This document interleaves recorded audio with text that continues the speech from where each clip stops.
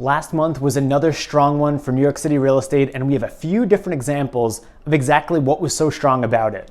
First, last week, we saw 40 contracts for homes asking $4 million or more, the segment considered to be the luxury part of the market. We saw 40 of those homes go into contract.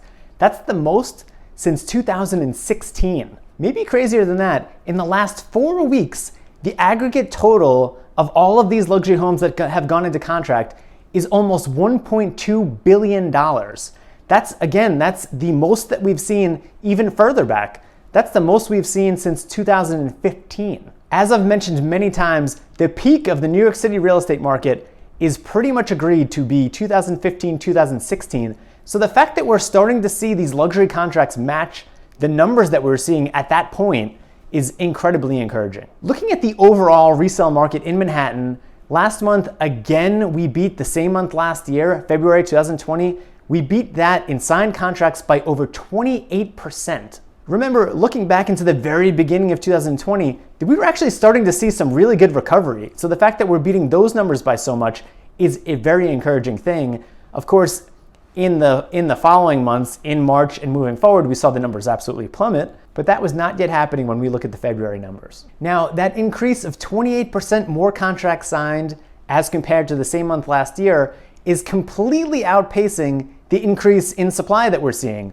We are still seeing more homes on the market now than we saw in the same month last year by about 10%, but when you look at it, 28% more contract signs versus 10% more properties on the market, we're really starting to see contracts outpace supply. And to jump into that metric a little bit more, because it's an incredibly important concept to think about, what percentage of the homes on the market are actually going into contract in any given month? Looking at those numbers, last month it was almost 16% of the homes on the market that went into contract. Comparing that to February 2020, we were only at 13.7% of the homes that were on the market that went into contract. Some standouts here were the Upper West Side overall resales. About 20% of the homes on the market went into contract last month. Even better, Upper West Side resales below $1 million, over 27% of the homes on the market last month went into contract. And downtown resales between $1 and $5 million also stood out, with over 20% of those homes that were on the market going into contract. As always, there's lots more data broken down in lots of different ways in the tables that follow.